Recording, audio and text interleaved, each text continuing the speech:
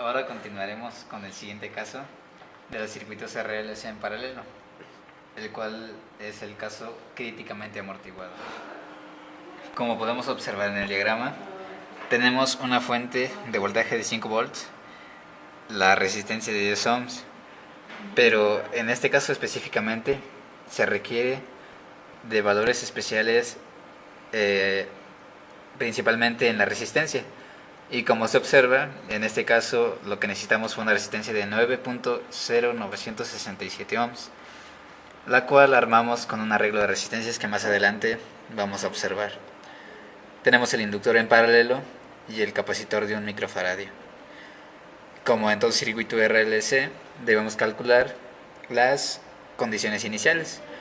Y bueno, tenemos nuestro voltaje en 0 más igual a 0 volts, la corriente en el inductor en 0 más igual a 0.5 amperes, y con las fórmulas que ya conocemos obtenemos la derivada del voltaje en 0 más con respecto al tiempo, que es igual a menos 500.000 volts sobre segundo. También debemos hacer los cálculos para obtener alfa, que en este caso es igual a 54.964 nepers sobre segundos. Y como bien se puede observar, omega 0 coincide con el valor de alfa, por lo cual se cumple la igualdad, que es la que se requiere para caer en el caso críticamente amortiguado.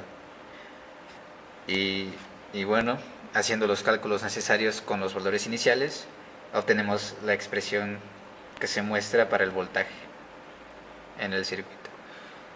Ahora bien, tenemos el circuito armado con el arreglo de resistencias antes mencionado, el capacitor, el inductor, y como vemos está siendo alimentado por la fuente.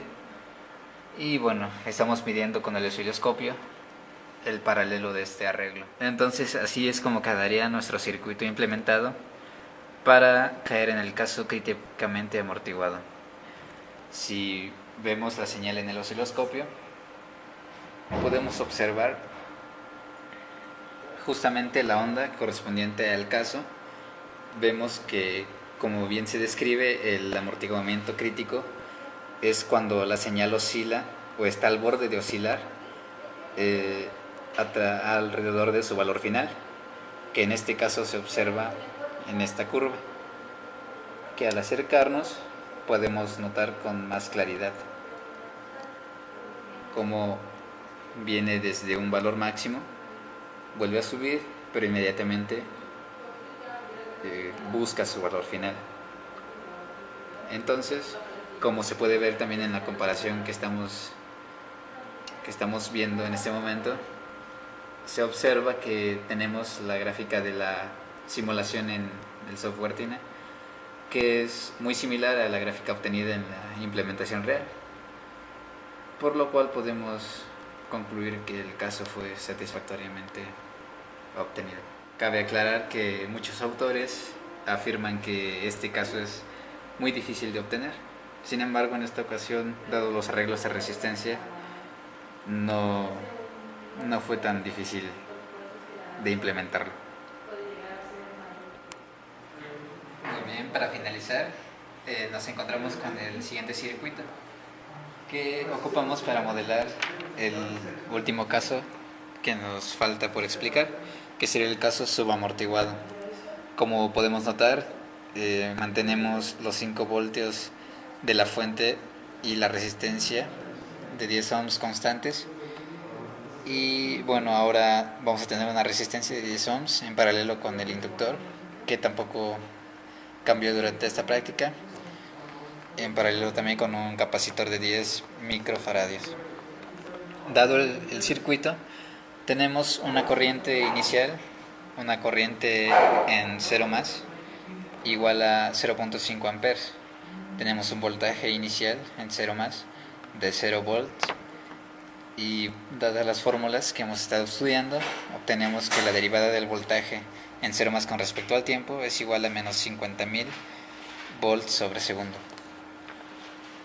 Haciendo los cálculos pertinentes, obtenemos que alfa es igual a 5.000 nepers sobre segundos, omega 0 es igual a 17.381.45 radiones sobre segundos, con lo cual se cumple la desigualdad necesaria, que es que alfa sea menor a omega 0. Para el caso subamortiguado en específico debemos obtener omega d, que para este caso va a ser igual a 16.646.765,